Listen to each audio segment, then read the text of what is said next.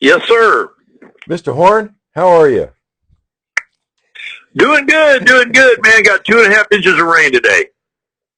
Well, now So that that's good when you're a farmer. I was going to say that kind of matters to you more than it does the ordinary person, right? Yes, sir, man. That's exactly what I need this time of year. We've been well blessed. Yes, sir. Well, so you live in What you up to? I'm just going to interview you here for my to put on my blog, try to help the rest of the world figure out this eye dominance issue. But the first thing I got to That's ask our you, favorite. That's our favorite issue too, isn't it? I well, like that. well, I think we kind of it's kind of a shotgun wedding thing, but it's okay. I like it. But let me ask you. My first question is, Yes, sir. who is Bayne Horne?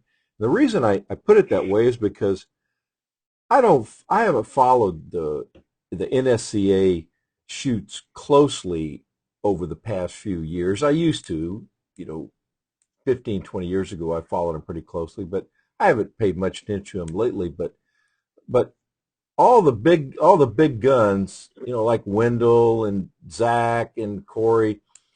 I mean, everybody talks about them all over the internet, and so you know who they are, even if you don't pay attention to the scores, Yeah. the Well, I win mean, how scores. about George Digweed? I mean, when I first got into that, I heard. Actually, I saw my first sporting clay shoot on TV one day. It was like Wide World of Sports or something back in the 80s. And there was this big fella about my age. His name was George Digweed. I watched that, but I couldn't see the targets on TV, but I could see them shooting. And they were talking about how tough they were. And I thought, man, I'd like to do that. And, I started this probably about 13 years ago. And I was never much of a wing shot, but competitor at all kinds of things. Loved to compete, like to push myself. And I was a guy that took, several boxes of shotgun shells to kill a limit of mourning doves. Mourning doves is about all I'd ever used a shotgun for, shooting a snake or something. But we were dove hunters, and man, I couldn't do very well.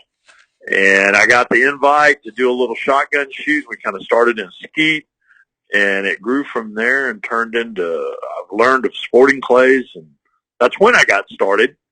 And the reason I got started was just to become a better gunner. And then, I've done everything. I mean, I've tried every aspect trying to get better, to climb through the ranks. And, well, here I am. Ask away. Well, I'll well, tell you what I do. uh, where I was going with that, like I say, I haven't paid a lot, hadn't really heard of you. You came on the Shotgun World forum and were basically supporting. I was claiming that it was possible to take somebody that's left eye dominant and teach them to shoot, right-handed. Uh, not really. It's not really that very difficult to do. And you came in supporting me, and I thought, well, who is this guy, and how does he know this? And Yeah, you well, and I you saw the truth in what you wrote. Well, but you mentioned at some point you mentioned something about a bigger shoot, and I said, who is this guy? And so I went and I pulled up the scores for that shoot. I think it was the Nationals last year, and to put it mildly, Bayne, I was stunned at what I saw. I said, "Good grief, this guy! He's not famous because he's not selling videos and lessons and stuff, but he shoots as well as anybody out there. like the Well, go in I reverse. tell you, Go ahead. well, I've done. It's like you attracted me. What I saw when I was on that website. The reason I got on that website. Let me tell you why I got on that website. I shoot a Krieghoff. I shoot a K80. I initially started with a Beretta automatic 391 that I still have, and I love that gun. Okay. But the only reason I swapped over I thought, I would never buy a gun this fancy to shoot. But when I decided I wanted to get good at this, I needed a gun that never break and I could get fixed when I started going to the big tournaments, which I never have had to do. But I mean, I just can't wear it out. But I shoot a K80, And I just,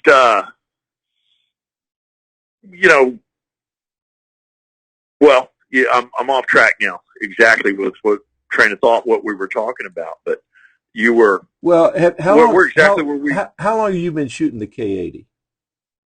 Yeah, well, I mean, I've been shooting it since 2010, and just this one gun, and it's a plain old K80, but it's a high rib version. It's a pro sport, and I started shooting that thing, and I bought into what everybody said about, you can shoot with a head more up and all this and everything. And by golly, I mean, that's true.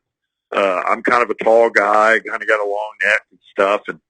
And it helped me, when I was aiming the shotgun, like most people do, looking down and looking at a bead and looking at a target and trying to whack something. Right.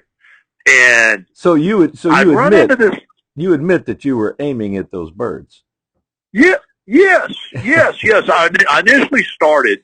I saw a need. I'm one of these guys that, I've just been blessed with being around the best men at whatever I've tried to do.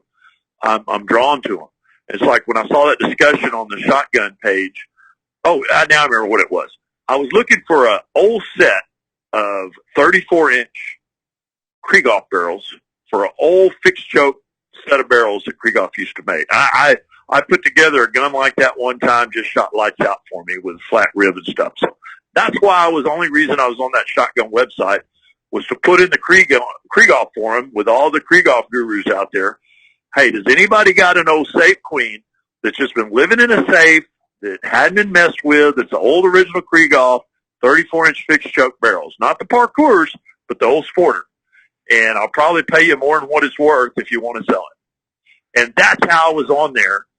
And, and I put follow on there so I could follow it.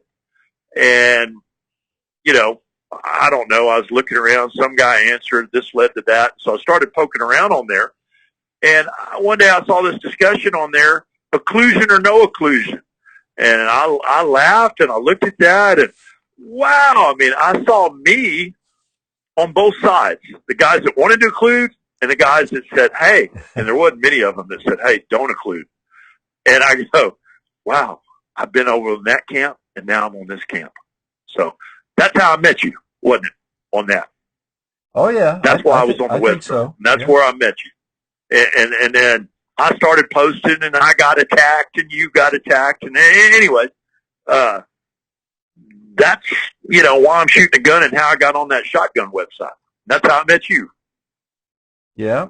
Now, yes, and well, go ahead, and I'll tell you exactly what made me make the switch and, all that, I guess. So fire away. You're more articulate in this than I am. I'm a farmer, remember? All right, you're doing fine. Let me ask you: Did you ever have tape on your left lens?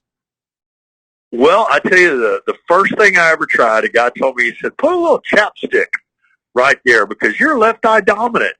And I said, yeah, I am left eye dominant. I've been in a lot of aiming sports before, and I used to wear a patch over my left eye while I was aiming with my right eye, or I would just, if it was possible, like shooting a pistol, I would just move it over so I didn't have to patch my left eye, and I just aim with my left eye.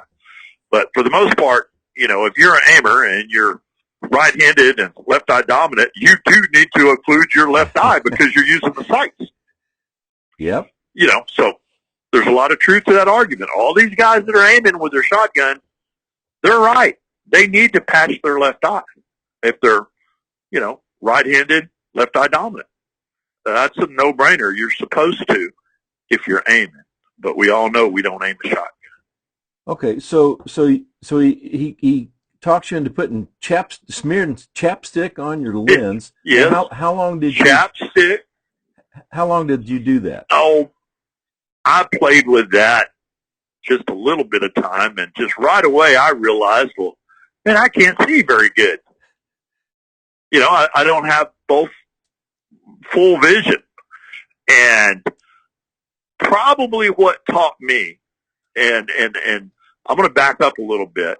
I've had some good coaches that have coached me. And one of them was the one that I started with, was the very first guy I ever got inducted into the Michigan Shotgun Sporting Clay Hall of Fame. He was the first guy, and his name was Tom Mack. And we just lost him a year and a half ago. And he's a couple of years younger than me, but he and I were good buddies. And he's the guy that got me on the right track as far as explaining aiming. You don't aim a shotgun. You aimed your bow or you aimed your pistol or your rifle, but you just point this old shotgun. And he used to take my gun that wouldn't fit him and, you know, wouldn't do this and wouldn't do that. Didn't line up with all the popular wisdom, and he'd just outshoot me like crazy with it. Just pointing with it.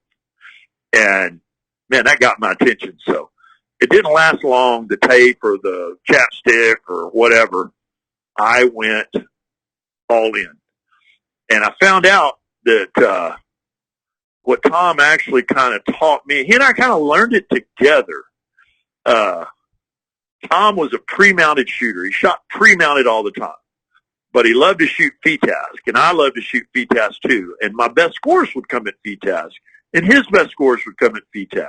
So we kind of really enforced us that, you know, when we had the gun down, it didn't matter whether we had one eye, two eyes, three eyes, or four eyes. The more eyes we had on the bird, the more apt we were to connect to it and point to the proper lead and smoke the target. So that it didn't last long, the tape with me.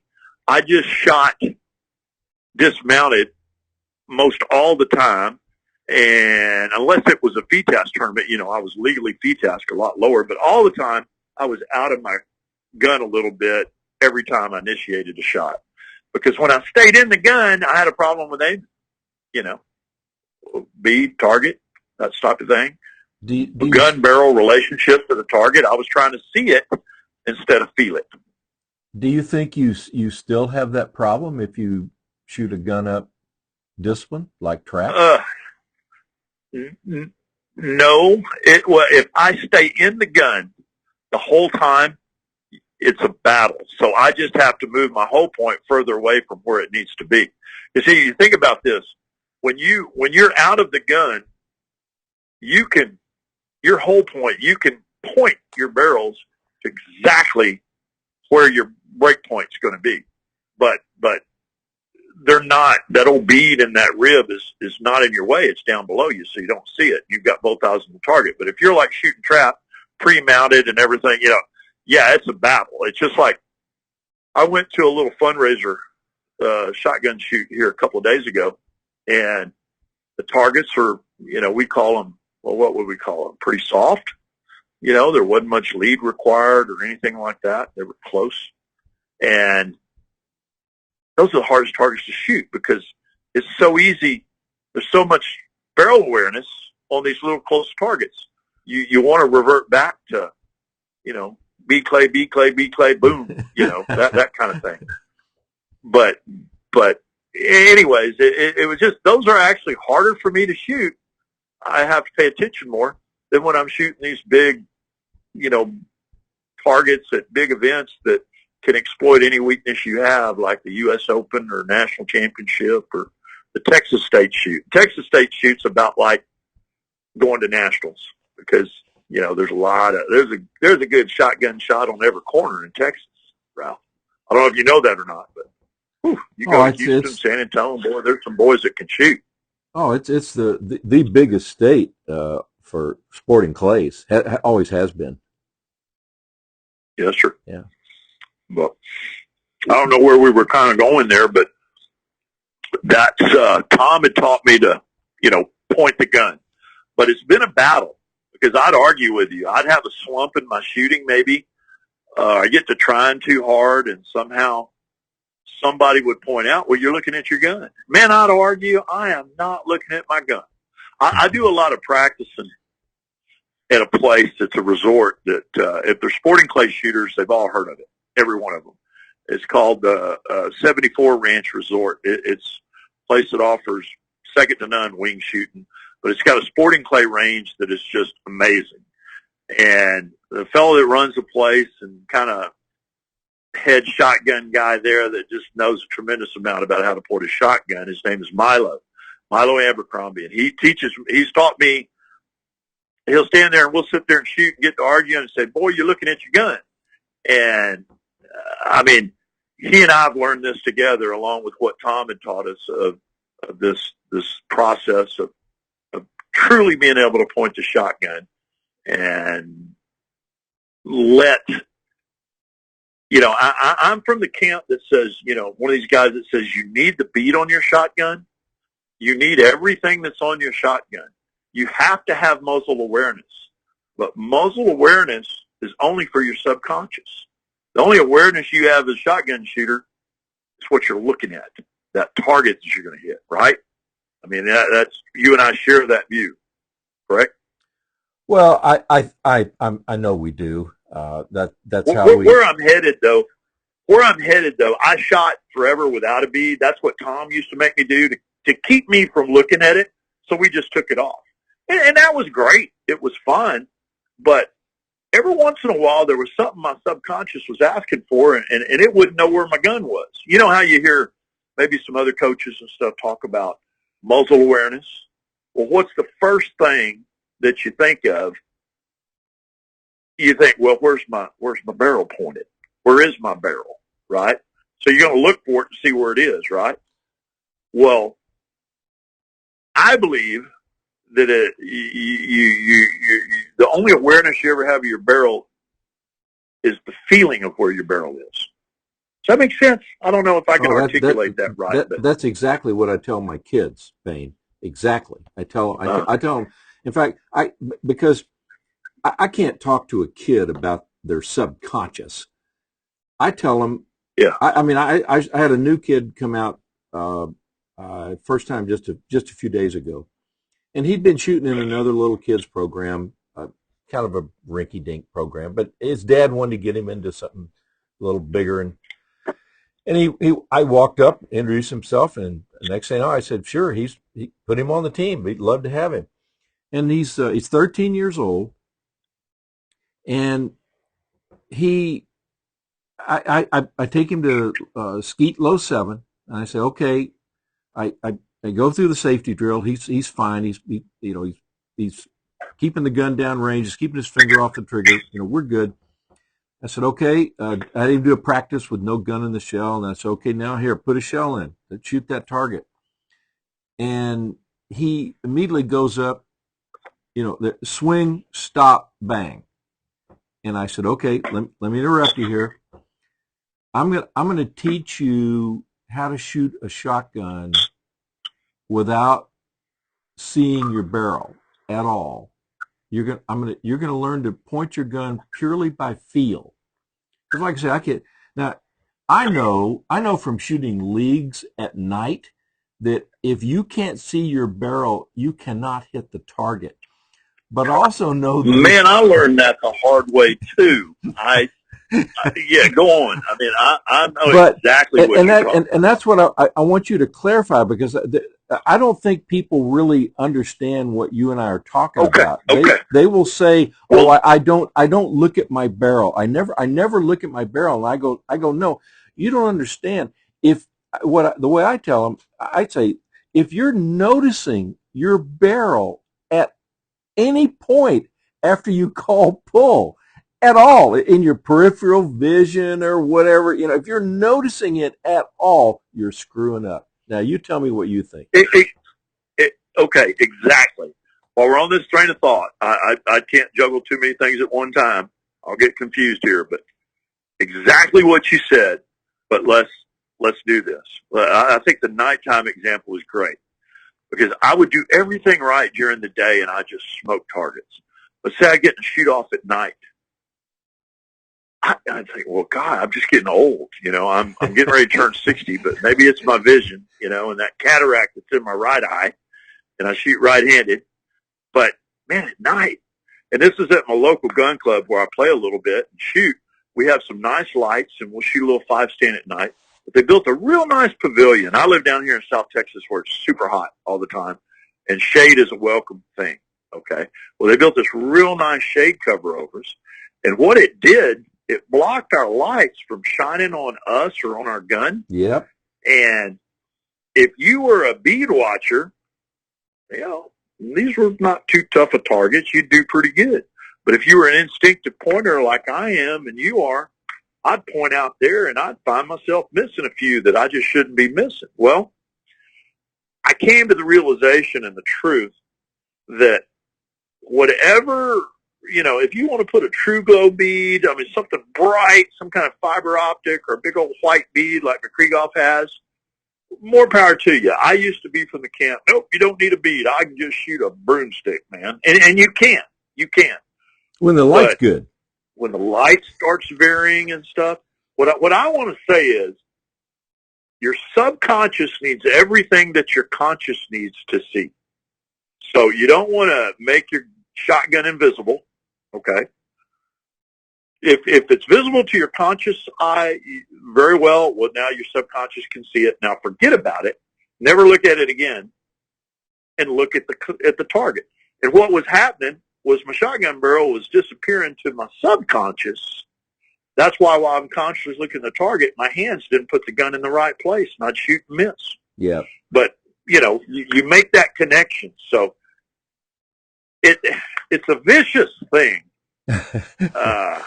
Well, it's a vicious cycle because I lived in it. You could shoot and be a master kind of shooter. We rank, from kind of amateur to master. We got all these classes you shoot in and everything. But you get into master sporting clay shooting, and there's a lot of guys in it that just stand no chance of competing with, the master type name brand shooters. The George Digweeds and those kind of guys. Bobby Fowler, Tom Mack, Evan Miles, Wendell Cherry. You mentioned some of those guys. These guys do it for a living. Bill McGuire. All of them. These guys are good.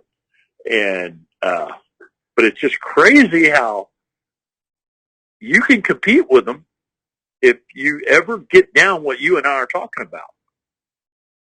That help any? Shooting with your subconscious, and well, letting it point. Let me just. I want to make sure we're clear on this for everybody. So let's talk about. Forget about the nighttime shooting. You're out, bright sunny day. Okay. And you're shooting targets. Here's what I do. Let me ask you, what targets, if any, do you notice your barrel as you're moving to make your final part of your move to your shot? What targets are you going to notice to your barrel? Okay. Here's what I say. I'll if I go to a sporting clay shoot and all the targets are pretty easy, and I'm going to classify easy as they don't have much lead. They can be tough when they don't have much lead if they're technical and stuff and everything. But just a straight out target, I call them a skeet target. So any target that's on a skeet range or a trap range is what I call difficult. Those have lots of chance to be aware of your barrel because the lead's not very great. Does that clarify it? No. Yeah. Well. Okay. Okay. So you tell me that even on those targets, you don't want to notice your barrel? No, I don't. No. No. No. I used to think you had to have a 2-speed transmission. I used to think you had to be able to notice your barrel on some and not notice your barrel on others. But all that did was just keep me just a few clays shy of where I wanted to be, where I see most really good shooters kind of plateau because they still have this barrel awareness that they're not aware of. If that makes sense. No, I'll tell you, I have for years, Bayne. I don't shoot competitively, at least not sporting clays in the regular games, but I do travel around the country some, and so I go to different venues, and I shoot I shot sporting clays a lot of different places, and trap and skeet. And everywhere I go, it seems to me that I've always said 75% of the guys there even the ones that are very experienced, I call it aiming. They're aiming their gun. Now, by that, I don't mean that they're looking at the beads, trying to line their beads up on 2 feet in front of the target, or whatever. I just mean that you can tell from their move that they're visually noticing their barrel. You know, it's in their peripheral vision, and they're seeing if it looks right to pull the trigger. Yeah, I get the opportunity to practice some shots. We'll get a handful of them at most major shoots, but I get the opportunity to practice some shots at the 74 ranch with Milo that are real easy to teach what we're talking about to people. These are targets that are out there a little bit. They're super fast, okay? And I mean, it's just, you slow the target down with your eyes, but the leads and stuff that are required, I mean, your gun is so far out in front of the target, you'll never, ever be able to see your barrel and see the target at the same time. You know, so you can demo this and then show someone, and the light will come on to these guys that really don't have a real clear grasp of the difference between point and aiming. So here's kind of the way we look at it. Every time we get ready to shoot a target, we have a whole point, okay? And, you know, I used to look at whole points differently too, but all the whole point is the place where you're going to park your gun, where you're going to start your gun from. You know, you want to have a good whole point, and I'm going to say this, that 90% of the targets you can have a whole point that it's in the general zip code of where you need it to be. Old Milo has impressed that upon me many times, okay? And another shooter, Bill McGuire, he's excellent at getting the exact street address of where the whole point needs to be. So I always try to find the address, but I get sloppy and I always get away with just a zip code sometimes. So that's where your gun is parked. All right. So now your subconscious knows where the gun is. Okay. So there's no need to ever look for it. You're sitting there going to let the target do the work. The target's going to come to the gun. It's going to come.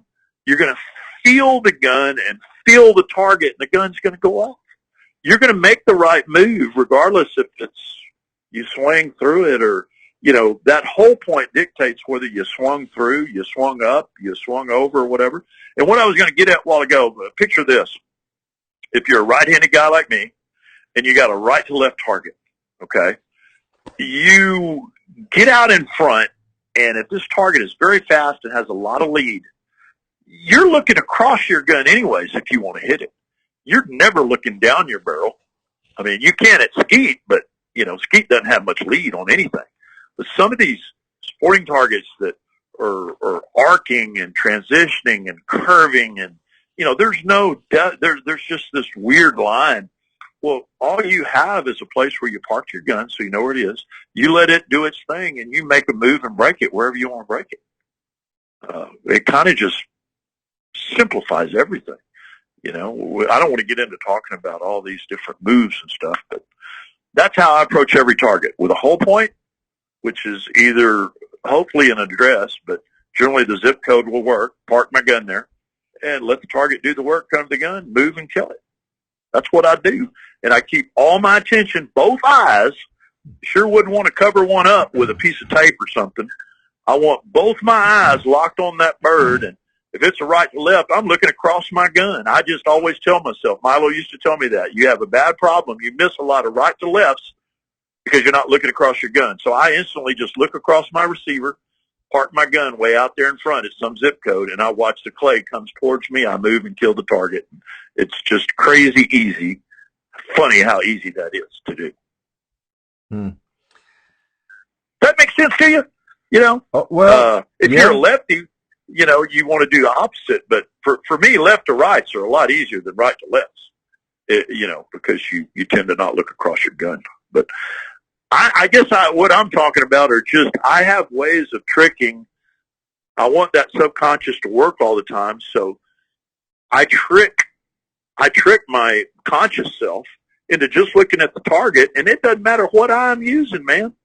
It doesn't matter. The gun's down a little bit, and actually, you can cover my right eye, and I'll still break most of them. I just don't have a whole lot of depth perception that way.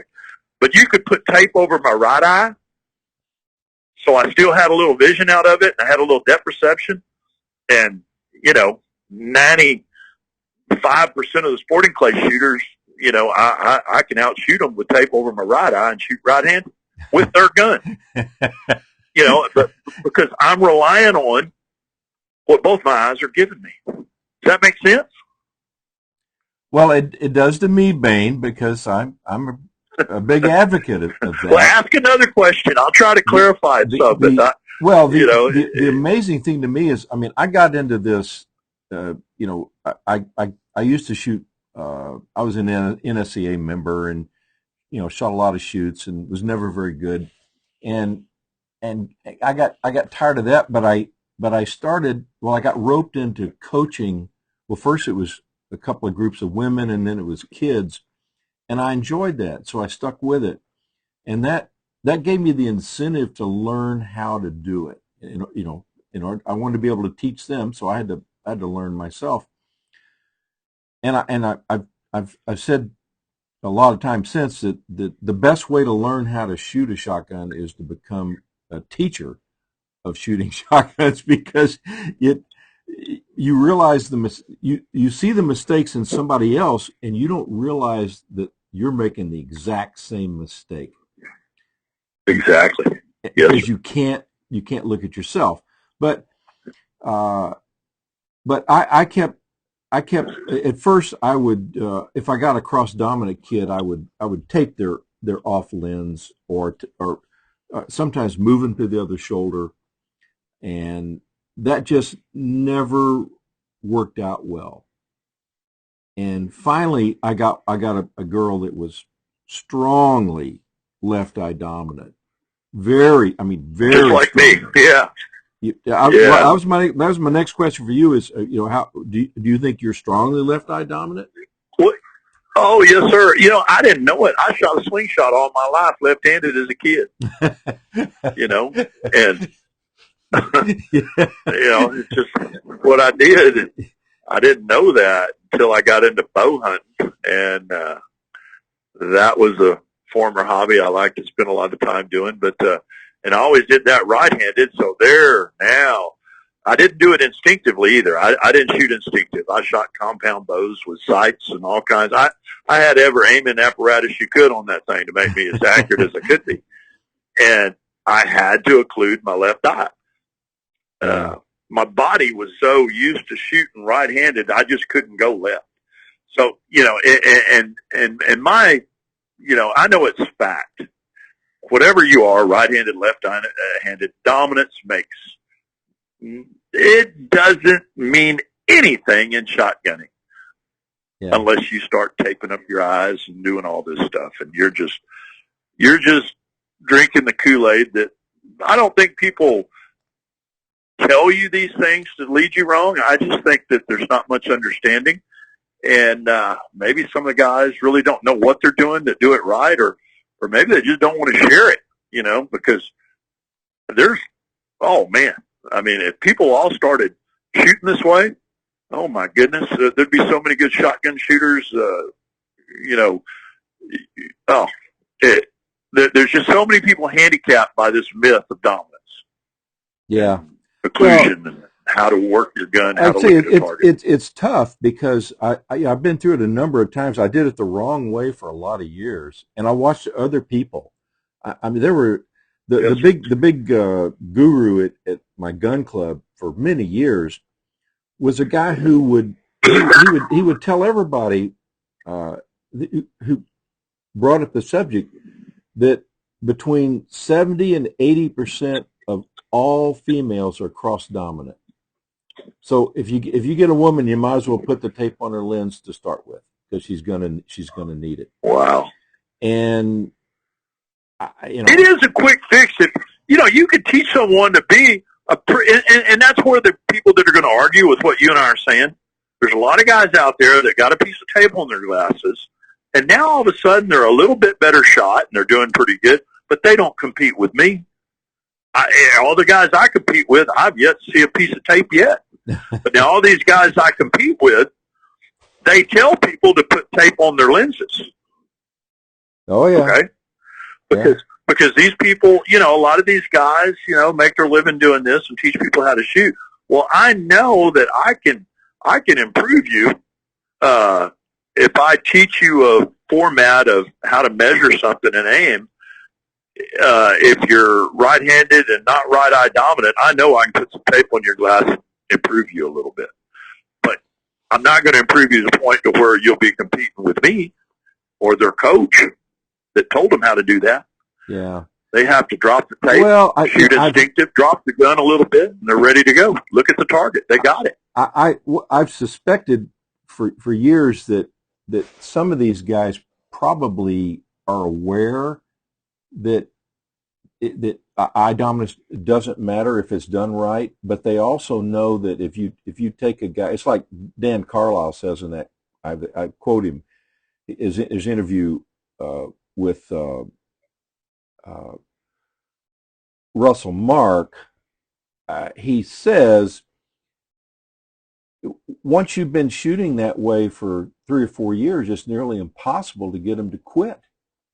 And so it's hard, very hard. I think and these guys they're charging a lot of money for an hour of instruction, and the people expect to be able to hit more results. Targets when it's at the end of the lesson, and you're not if you're going to convert somebody.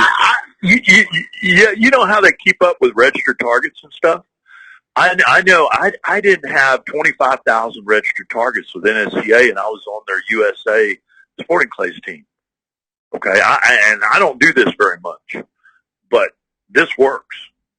This works. I think that was 2014 we qualified for that, and it was a lot of fun, and I got to shoot with the best shooters in the country. I got to meet old George Digweed and Richard Falls and the best guys from England across the pond come to the shoot. So you got to shoot with them, and you sit there and you watch and you go, oh, yeah, okay. Yeah, he's doing what I'm doing. That's the only way you could possibly do it. And back and forth. It was just a lot of fun. I put a lot of effort into this to prepare for a shoot, but I don't do this for a living. I'm a cotton farmer, and I do that most of the time. And this is my pastime where I kind of unwind and get the, competitive spirit out of me. I get a long weekend. I can travel and go to a tournament, and let my hair down and practice what you and I are preaching right here, and then come back and do it over and over again. And I haven't been doing it, but I'm going to do it a little more. And I welcome anybody if they ever look me up and I'm at one of the bigger sporting clay shoots. And this is a whole lot easier to demo and do in person than it is trying to explain. I'd rather them have a gun go off and watch a clay smoke, and then they're like, oh, the light will start coming on a little bit, Oh, yeah. But I don't know if I'm heading down the right road for you or not, trying to explain this, but man, it's a lot of fun talking about it. I like. I've just missed so many targets doing it the wrong way initially when I got started, and up until just recently, I was still a bad aimer. And Milo up to 74, where I'd practice, I'd argue with him. I'm not aiming, Milo. I am not aiming, and he just die laughing. No, boy, you are aiming at that target. I'm watching you, and so it is something that. Well, there's a few key ingredients to getting it right. Yeah. Well, it's like and I said a minute think the biggest ago, thing for me, you had different definitions of aiming. His definition of aiming was completely different from yours. Well, explain it again. What do you mean? What are you saying? His definition, when he was telling you were aiming and you were swearing you weren't, you both were telling both were trying to tell the truth. The difference was his definition of aiming was very different from your definition. Because your Well, definition I would was, see the barrel. yeah, I would see the barrel. I know exactly what he's talking about because I go through this with my kids all the time. Yeah. You were Well, here's the big one. You were noticing your barrel in your peripheral vision and using that picture to at the last second to try to guide your shot. Well, and Milo was yes, seeing that. He was seeing that. Here's the big one. Here's the big one. Here's the big one. Okay, I'm left eye dominant, super strong left eye dominant. I just decided to turn over completely to my left eye. Shoot. Okay? And while you're still right-handed. Yes, sir. Yes, okay. sir. Right. Because I do have a pretty strong cataract in my right eye, but my eye doctor won't remove it yet because he said I'm a little young. He said, just not time. Just deal with it and go on.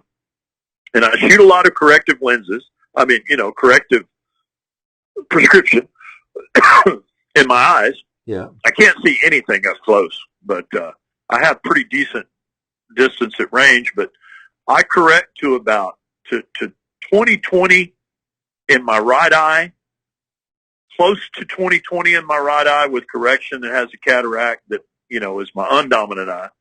But every once in a while on a good day, if I'm hydrated and I've been eating good and I have a lot of rest, you might scare close to 20/15 out of me out of my left eye with correction. Yeah. So and I had a guy, I can't think of his name right now. I'll think of it in a minute. He's oh man, he's the greatest guy. He's in Pennsylvania, and I was up at M&M shooting in New Jersey at Anthony Matarese's place when I was shooting on trying to qualify for that U.S. team back 2014, and I met him there.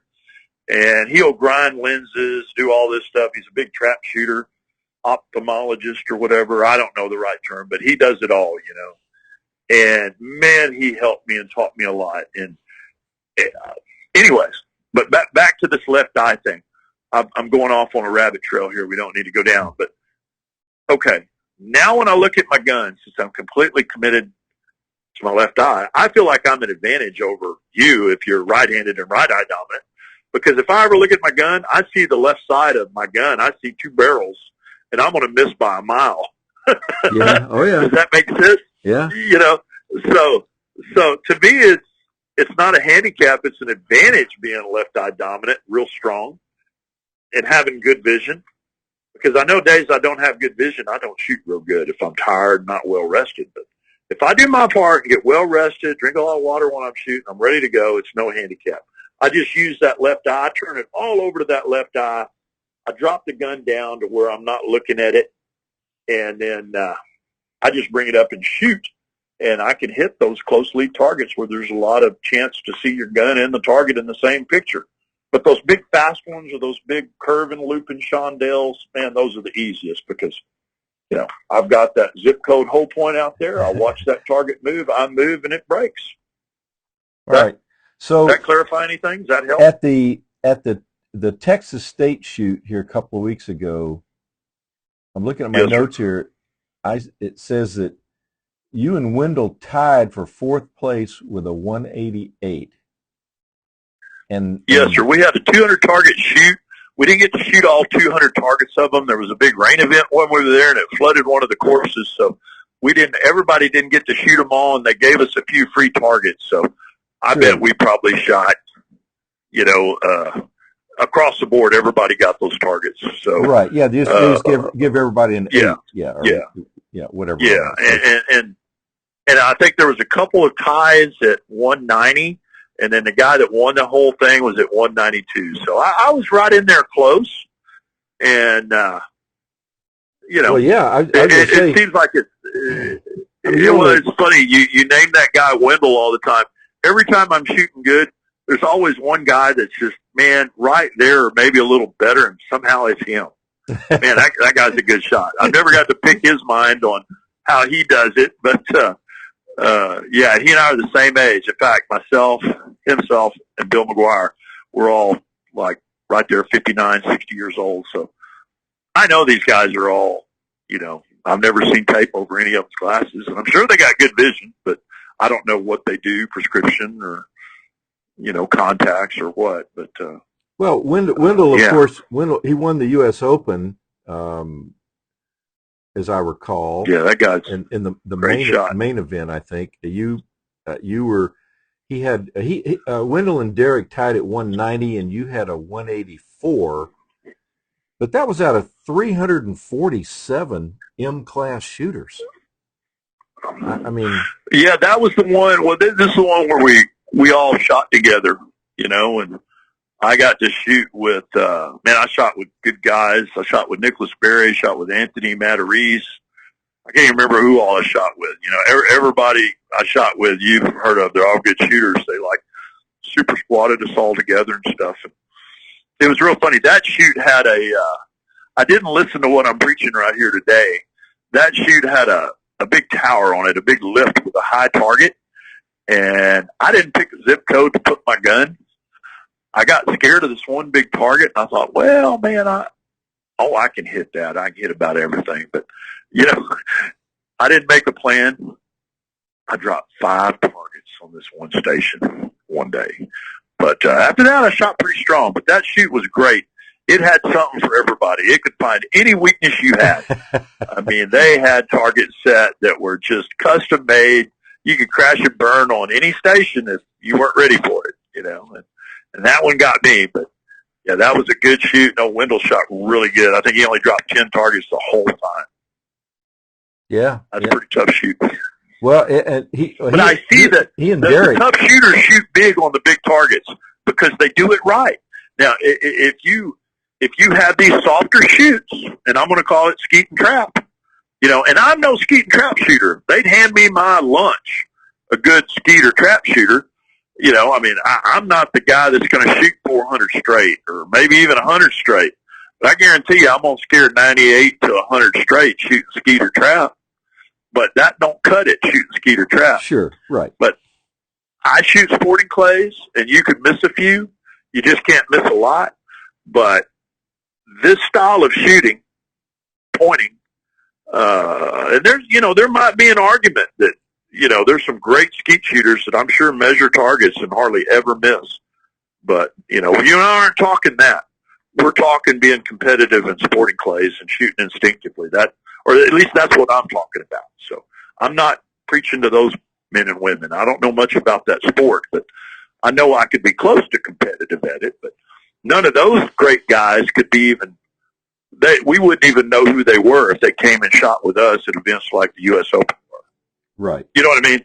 They wouldn't even, you wouldn't have seen their score. They'd have been 50, 60 targets off the lead, if they were aimers. How many? What percentage? Like take the Texas State shoot. Do you have? Yes, sir. What would you guess was the percentage of people that were in master class that were what you and I would call an aimer? I would. Just in master class now. Well, but I don't want some of the guys that. Well, but there's when you say in master class, there's quite a few guys there that have the opportunity to win that if they do everything right. They're not aimers, okay? They're pointers, or they wouldn't, have that ability to win. But I would bet that, if say at that shoot there were say 20 guys there that maybe could win that thing. It might be a little less than that. I mean, you can do the math, but it's probably 1.5% or not aimers, or just don't have it in their vocabulary. But the rest, some of them don't aim on certain shots, and that's what I see, Ralph. That's what it is. It's like once you learn a certain pedigree of shots that you do correctly and you point, okay, now boom, all of a sudden you're in A class or C class. But now you're still aiming at these shots, and then some guy comes along and teaches you how to point at those shots, or gives you a method to point instead of aim at that shot. And now all of a sudden, boom, you find yourself in A, double A, and then you progress, and all of a sudden now you're pointing. Boom, now you're in master class, okay? But you still stand no chance of competing in master class. Well, people have to teach you more, and you have to learn to point to another degree of difficulty and get away from those last few that you're aiming at. And when you can get through with all those that you're aiming at and learn how to find that whole point and just make a move and point from that whole point, and you've eliminated all that, and I'd say probably only 1 to 1.5% of the guys at state know how to do that. And those are the guys that can win. Does that make sense? It does. Very interesting. Vinny Hancock. That's the classes. That's the classes. It's not your choke, your shell, your shotgun, your stock fit. Really, it's not. I'd heard something a long time ago because I'd always heard he was a big name, and they used to have this big shooter deal that was this place in Houston. I think it was called Simonton. And George Digweed, a bunch of the Englishmen came to it back about 2010, 2012, right when I was just really going to get good at this game. You know, I was really hooked. And all these big shooters were there, and I got to talking to a guy, and his name was, he's a big rugby player from England. And I'll think of his name in a minute. Probably Husthwaite, probably Ben Husthwaite. Yes, that's him. Big dude. Nice guy. And we were visiting and talking, and I was talking about, well, I patterned my gun, and I was shooting this and that, and he started laughing and stuff. And he said, you shoot a pattern plate? And yeah, you know, all this. And he said, I'm not going to shoot at pattern plates until they start throwing them, and I need to hit them. And that never made sense to me. It never made sense to me. But now it does. But as a pointer, it does. That's why gun fit, it's kind of like that hat that, you know, is a little too tight or doesn't quite fit. Eventually you kind of adjust to it. So, I mean, I can take your gun, my gun, anybody's gun, if it's, you know, pretty good gun, and it doesn't have to fit me, but as long as I'm pointing it, it's like pointing a broomstick or a 2x4. All 2x4s are about the same. Well, all broomsticks are about the same. I can assure you that shooting a pattern plate, it doesn't sell guns, though. I haven't had a student shoot a pattern plate in 20 years, and I just say, look, you know, I will. If your gun doesn't fit you, I will. You know, you'll shoot high, low, left, right. Where I will see it. Yeah, and we'll correct it. Well, pattern plate's just good for a shell, you know.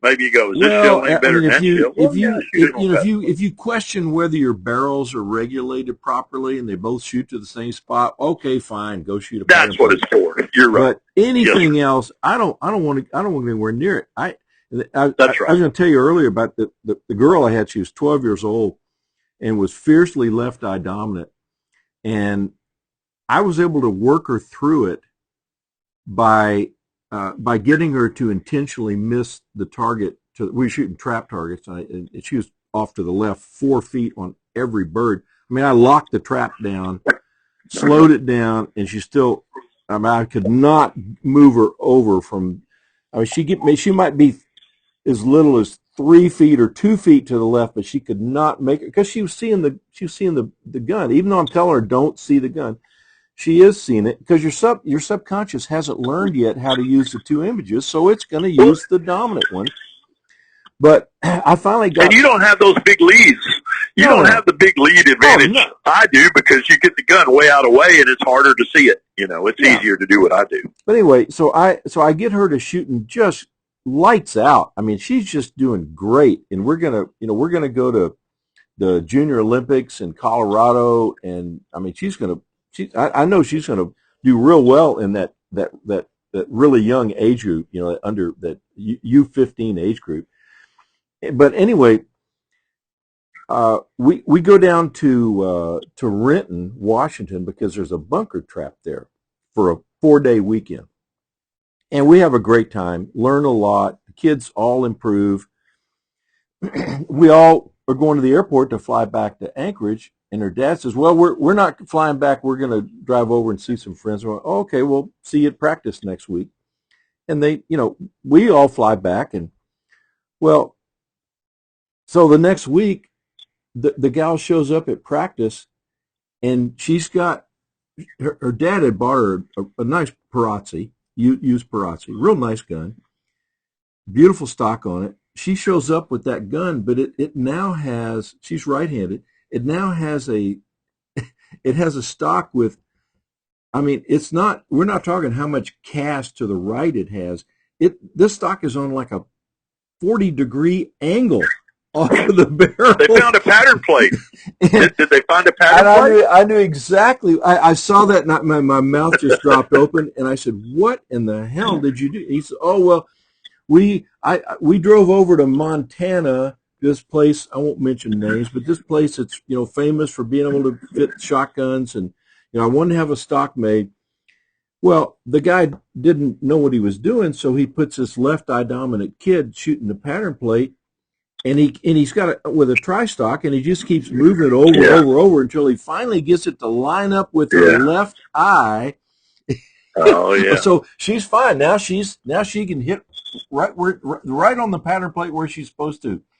Well, but that's a 40-degree. I mean, he's literally. Can you imagine shooting with a right-hand gun, but with so much cast in it that the rib lines up with your left eye?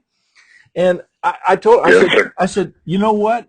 That would work great if it weren't for one thing, and that's recoil. She will never be able to stand the recoil that's going to create. You can't do that.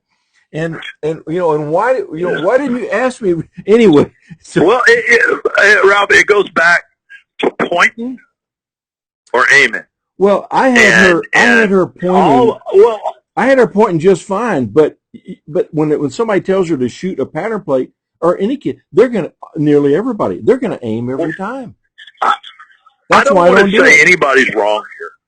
I don't want to say anybody's wrong unless they disagree with you and me. No, but I don't want to say anybody's wrong, okay?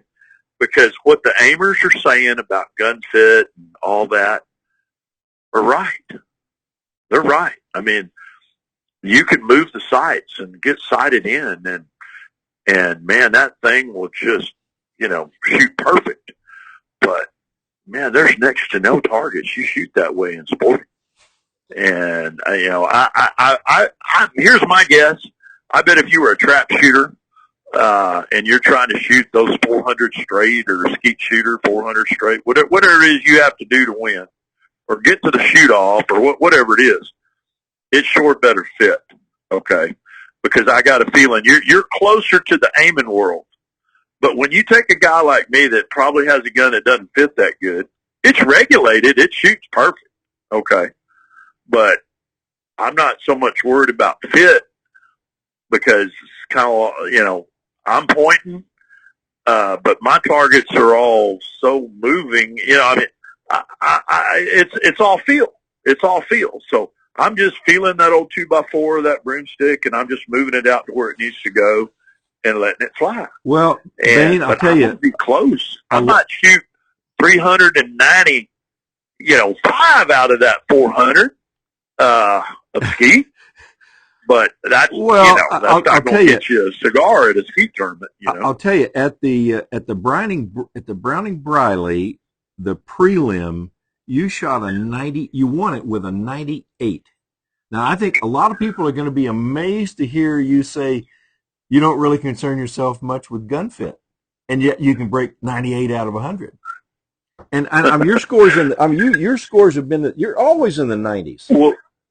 Well, these targets, I mean, they're not always in the 90s. When I get prepared, they'll be competitive. But if I go and I don't have time to prepare, or I drove all night, I got there, or I entered too many shoots, I have tired eyes. I'm just going to be, one of the guys. I won't be competitive, but, don't brag on me too much. But if you're prepared, you can shoot some of these scores. Like I had I don't remember, it was at the national championship last year, and man, I had to shoot good the last day, Sunday afternoon, and we shoot like 4 days there. And I shot a course, and it was, I think there's 76 targets on it, and I shot 75. I just couldn't afford to miss, and I had to have 75, and I ended up getting 75. And man, I'd have probably tried a little harder. I didn't realize I could have won the whole thing, but I won the veteran national championship there. But it's your pointer is more precise than your aimer, and that's your subconscious and your conscious mind. You know, you aim with your conscious mind, but you point with your subconscious mind. And I'm going to stick to that because it works. I've proven it. I've seen others prove it, and I know what's competitive in sporting clays and what's not. Now, I don't want to cross over and get guys upset that do trap and skeet are way more knowledgeable than that. I would just bet there's a little more aiming going on there. You probably can. But so let's talk gun fit for that. But sporting clays, let's just get it close. Well, if it's in the zip code, if you're going to hit the pattern plate and you shoot over and under and both barrels hit the same place, you're good to go. Well, I'll tell you, I don't think aiming is the way to shoot skeet or trap or anything else that flies. But I think you're probably right. I think a lot of guys do it and get away with it. But I'll tell you one thing. They better not ever go try a bunker trap because no, that's right. There's no, you have no prayer of shooting a good score if you're an aimer on a bunker trap. That's something I'd like to do. It's kind of like shooting pigeons, box birds, right? Something like that. I mean, you don't know where they're going to go. That's right, and they're fast, and you got to get them. You got to get them quick. Pigeons, you got to shoot them before they fall outside the ring. On a bunker target, there is no ring. It's just you got to hit it before it lands on the ground. But it's going to be unshootable. It's going to be so far out that it's just unshootable very quickly. So you have to get them quick. There's no time to be. That's a sport where you get full use of the gun, like you get 2 shots at them, right? Well, in the they call it the preliminary, you do, but if you make it into the finals, that's 1 shot. Okay. So, well, I thought it'd be a good example. When you fire twice, like I do FETASC a lot. That's where I don't even know what it stands for. I should know. It's Federation of something. But that's where you're dismounted. And the F stands for French. And when we get to when we get to shoot the single targets, we get to shoot twice at them. Okay, yeah, sure. And it's just funny how you rarely miss that second shot.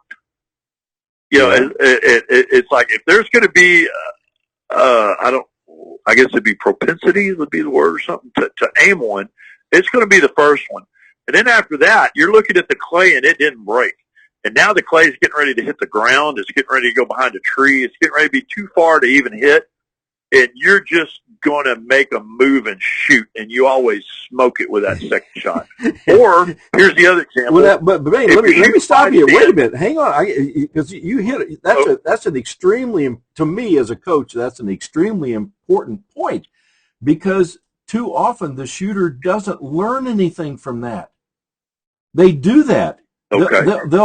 You're right. They will because they don't understand that the reason they smoked that target was because they didn't have time to aim at it. Exactly. Well, I was going to give my other example. I'm bad about this.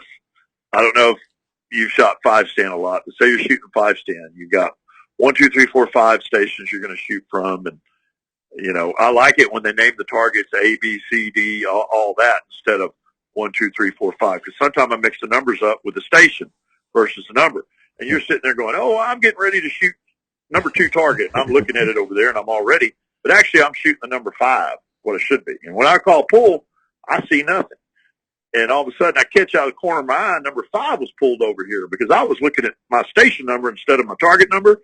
Sure. And all of a sudden I see 5 over there just about to hit the ground, and I make a lightning move that you could call the swing through, pull away, sustained. I don't care. You call it whatever you want.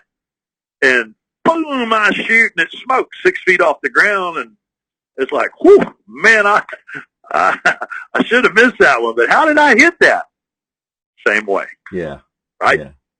Okay. No, that's about the best analogy I can come up with for shooting. Or it's like you're dove hunting, and you're sitting there, you watch that dove come all the way across the field, and you miss him, or your buddy goes, "Hey, Ralph, look," and he's going away and behind you, and you just turn and see him and smoke and shoot and puff the feathers, and you got a dove. Same thing.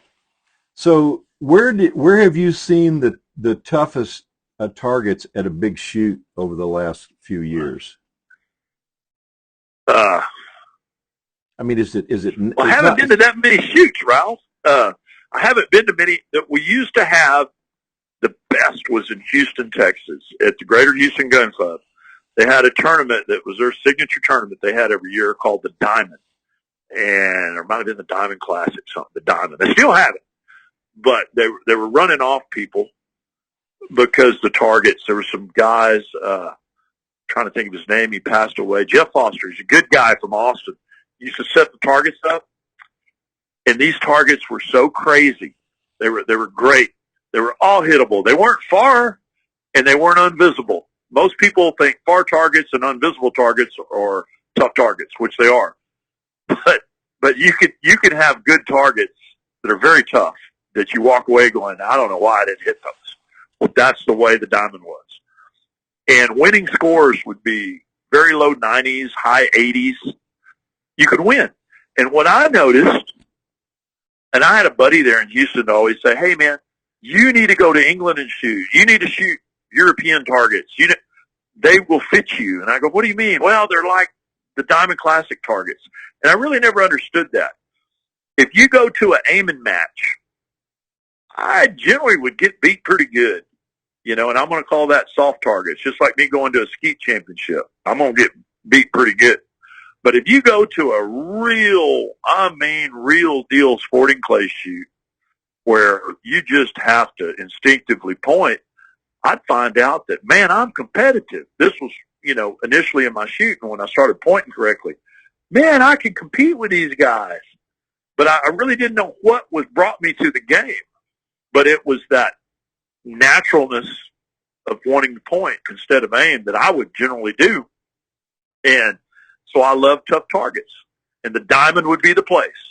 The Diamond would have the tough ones, and I always stood a chance to win at the Diamond. But that runs off all your aimers, and aimers pay most of the bills because, that 98% we were talking about a while ago at the state shoot, they wouldn't have a state shoot if it was just for the 1 or 1.5% that can win it, right? I think you've identified the problem. That's all it is, and I understand. So I have to wear both hats, and I know how to still point at a target that really says, "Please aim at me." And those are the ones I have to watch out for because those will be my misses and keep me from winning. Years ago, we had a young fella named Todd Pullis who was invariably our state champ in sporting clays, and fine kid. I loved him, and he would go to some of your bigger shoots and usually do real well. But one of our big shoots, and I can't remember if it was a state shoot or we had the Zone 7 shoot one year. It may have been at that, but I'm standing behind Todd, and there's this target that comes up from below, and just hangs right in front of you. Just hangs right in front of you and then falls. And I was kind of thinking where you look at that and go, well, gee, we're wasting we're paying $1.50 a target here. This is a waste of money. Todd missed one of those. Uh-huh. And I'm standing, and he tried to aim at it, and as soon as he pulled the trigger, he just started shaking his head. He couldn't believe he'd done that. But that's why that setter did that. It was to trap those. If you got a propensity to aim, they're going to bring it out. They'll find out. That's exactly it. And I do. That's why I've just been so hardcore on the other side of this issue, and I've seen what it'll do for your shoot. It's funny how, and I'm not talking down to anybody. I remember my first national championship I went to. I was a, D-class shooter, C-class shooter, something like that. And I remember we get to this station, and I blanked it. I mean, I shot 0 for 8. And, I've been there. I've been a master class shooter. In fact, I think it's just a couple of years ago, 2 or 3 years ago. I hadn't been going to all of them, and I went to this one national championship. First day, first morning, I was lazy. I had 2 black targets. It was a station, 3 pairs, so just 6 shots, and they were both black, 1 rabbit and 1, something flying in the air. They were all hittable. But I was getting ready to shoot. It was going to be a bright day. Sun wasn't quite up there in San Antonio. and I'd clean my lenses good, and I always get fingerprints all over and everything. And I thought, it's kind of dark. I shouldn't leave these purple lenses in. I had to shoot purple or clear. And I go, I'm going to leave them in here. This is no problem. I walked up there. I went 0 for 6. 0 for 6. And all these guys in my group, they were D-class shooters, whatever, and they're all giving me pointers and what I should do and maybe change my choke and, all that. I knew it was just my vision. I was lazy. But those black targets, I just wasn't seeing. I was pointing, but it's kind of like we were talking about a while ago. I was shooting at night under a shade. I had no idea where my gun was, even though I had it at the right address. You know what I mean? And I was just blocking everything out. I couldn't feed it good with the target quality I was seeing through those lenses. So, a lot of people will a lot of people talk about the need to, see the rings on the target and all this. I mean, you said you have pretty good vision. Yeah, I'd love to. I mean, the better I see it, I call it slowing it down with your eyes. If I am really looking good, and I know aimers aren't doing that, but if you're really looking good at it, and a guy says that, like say a coach is teaching someone, do you see the rings? I mean, because when I shoot, I see the rings, Okay, I know he's pointing at that target because he's using his eyes 100% to see those rings. It's hard to do, but he's pointing. The guy that aims has never seen the rings in his life, okay? And right. So it doesn't make sense to him. But you could see the rings, no, I don't see them all the time. Black targets are really hard for me. Bright orange is really hard for me, too, on a bright day. It's like gives off something my eye doesn't want to look at. So I put on a lot of shade so I can – it's like looking at I'm a farmer, so I weld a little bit sometimes. You ever strike an arc with a welding rod and you get that, you can't look at it, if you don't have your lenses in. Well, a bright orange target kind of does that to me. You mean when you accidentally touch the rod down and it arcs? Yeah, yes. You didn't have your hood on yet.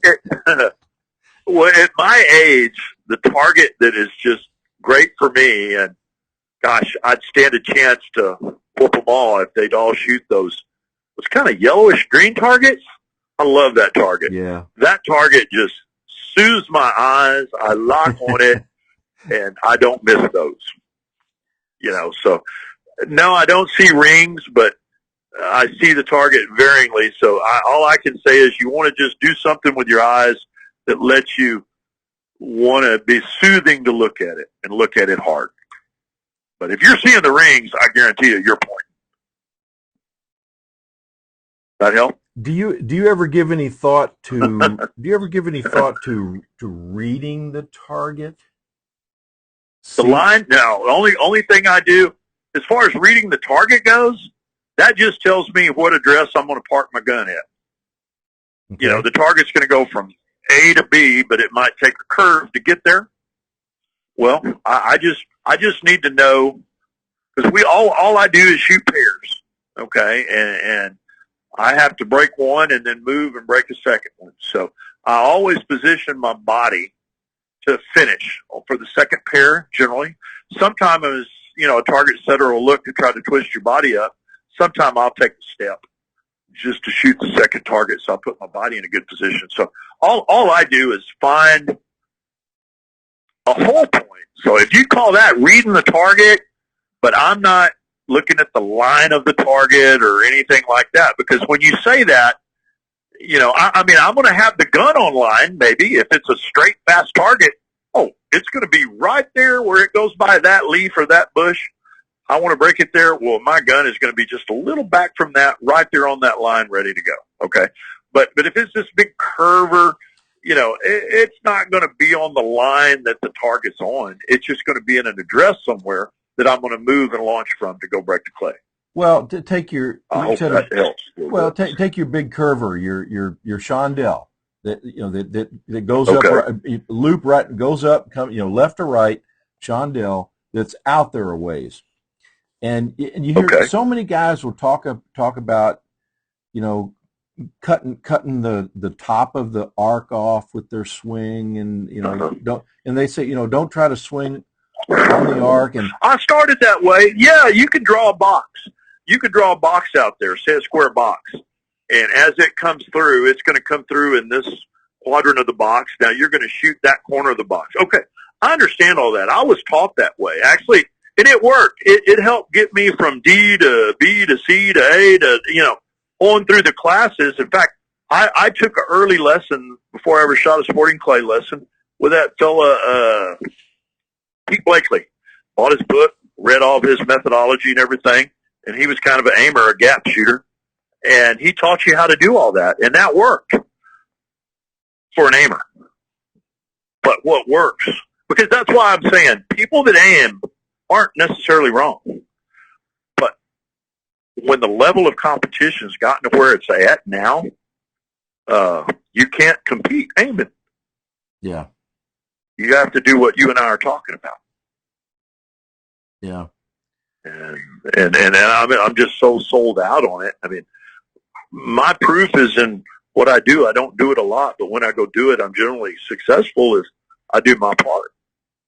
And when I saw your name on the internet, Bud, I didn't know who you were. I forgot what your handle is or whatever on there. I use my name, Bayne Horne or B Horne on this particular website, but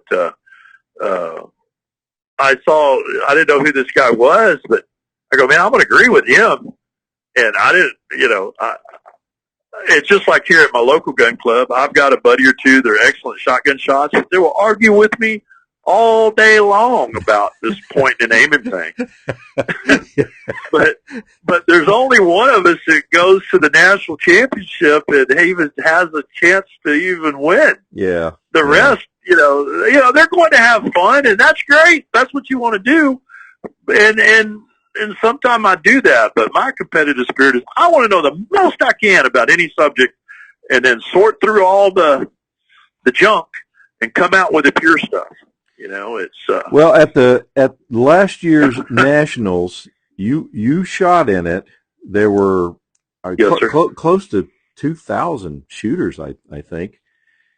And my recollection is you came in like sixth place. Actually, it was the way they do it. In the main they got event? HOA.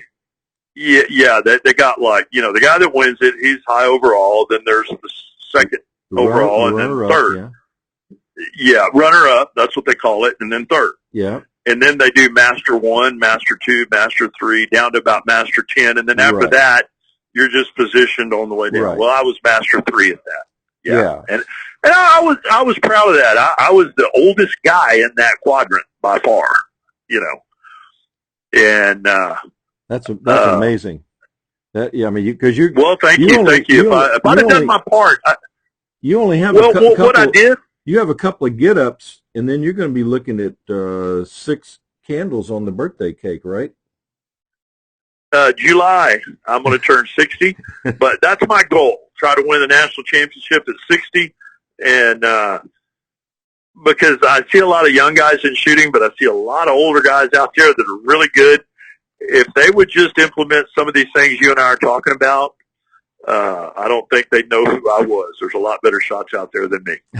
But these guys that want to dedicate the time, if they get to pointing at all of them, well, I'll just stay at home and do something else. I'll farm. That's a little more lucrative to me, farming than shooting a shotgun. But I'm not the greatest shot, but I've had the experience of being around the best teachers, and you're one of those guys. I've been learning a lot from you, and a lot of people could learn from you on the internet. And if there's anything I can do for you to help, man, I am all over it, wanting to help, because I just love this instinctive pointing.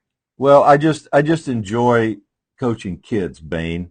But I'll tell you, one of my kids, I had him and I'd love to help your kids. If you ever get down in my neck of the woods, we're going to figure out a way to do that. But I was going to tell you, I had one kid. I had him for about 5 years, from the time he was 10 years old or 11 years old, for 5 years. But he went away to college, but he came back, not this last summer, but the summer before, and was HOA in the state. He's a trap shooter. So he's HOA in the state trap shoot. I mean, he's a bunker shooter. He's not not really much. Well, he's primarily a bunker shooter, but he's HOA in the trap shoot. Then he shoots the skeet shoot, and he's HOA in that. And then he shoots the sporting state championship, and he's HOA in that. So, and I got other kids that are doing real well. So I go, well, I think I'm going to stick with this emphasis on pointing 100%. Well, because of the results that I see in the kids. It's that exactly. I see it too. With the competitors I compete with, you remember, these guys I compete with, they do it right or they wouldn't be there. And some of them do it enough that they can take that pointing a little further than I ever could. But they do what I do. But they teach what we're kind of against, you and I. But that's just to get a guy to a certain point. And then if he wants to grow, well, he's going to change gears and he's going to learn what you and I are talking about. And hopefully some people will see the fact in that. What I was going to kind of leave you with, I'm not a golfer. I don't know about golf, but, I had a roommate in college. I was a agronomy major in college and soil and crop science, and I had a lot of guys in my classes that were turf management guys, and they were all golfers. Some of them were on the golfing team at the university I attended, and they're very good golfers. Some got their tour cards, played a little bit, this and that and everything. But I got to play with them, okay? I'd go play with them a little bit, and I had, excellent coaches, okay? I'm a farm boy. I never played golf. But I had excellent coaches. I go play with them on Friday a little bit, whack the ball around. Before long, they had me slicing, hooking, hitting straight, whatever I wanted to do. I had command of that ball, but I had good lessons. And I don't ever remember doing anything but learning a feel for that club in my hands and a feel for my swing. And consciously, I just looked at the ball. I looked at where I wanted it to go. Then I looked down at the ball, and I felt it go there. And that's the way I shoot my shotgun, too. And I'm a fisherman. I like to fish. I've heard you like to fish a little, too. Well, when you cast that rod out there, you just, and you see this fish that you're wanting to throw to, you don't want to spook, but you got to make this perfect presentation. Well, same with shooting. You don't look at your rod. You look at what you want to hit, right? Yeah, I mean, it's the same thing. You don't need a rod that fits. All it needs to do is, be able to sling the line out there and fit your reel to it. And you know what I'm saying? We need something that works. But here's what I'm leading up to. Spend a lot of time with it in your hands. The gun that you're going to use. Don't be you can't be what is it? Jack of all trades but master of nothing. Well, if you shoot a lot of different guns, you're not going to master one of them. But keep it in your hands, so your hands, the gun that you're going to compete with, you have that feel. You just feel that gun. My wife laughs at me sometime when I've been shooting and I'm getting ready to go to some tournaments. Well, I'm always holding my gun or something. I'll be watching TV or reading or doing something. I got the gun in my lap. It might be broke open, but I've got my hand on the forearm and my other hand around the grip. I just believe you need to know where it is. Your hands know where it is, and your eyes go. And, man, I hope this helps somebody. I know it's helped me just coaching myself to, I'm ready to go shoot now. I'm ready to go feel those targets into my gun and bust them over.